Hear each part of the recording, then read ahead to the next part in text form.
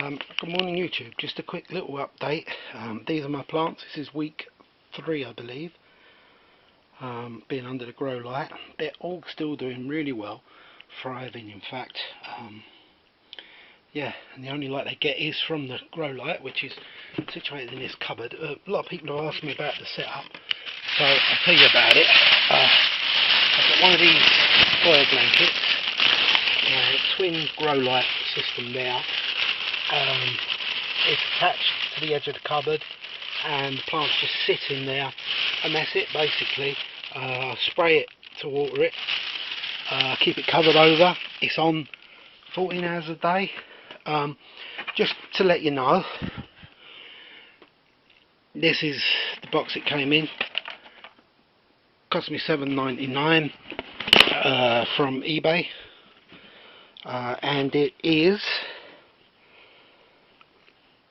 20 watts of power. I don't know if you can see that. If you can see that, you can pause it and read it for yourself. Basically it's 20 watts of power. It's got 40 lights.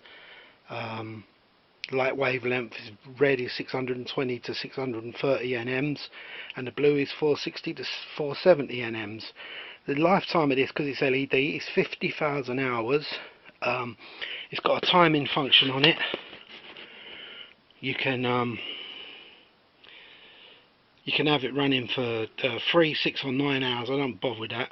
And you can have it either blue light, red light, or combination. I've got it on the combination because I think that's the best for it. The only other thing really to show you is there's the blanket. It's an emergency foil blanket.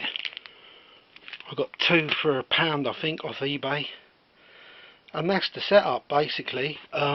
So 20 watts of power on the grow lights, and it cost me £7.99 delivered.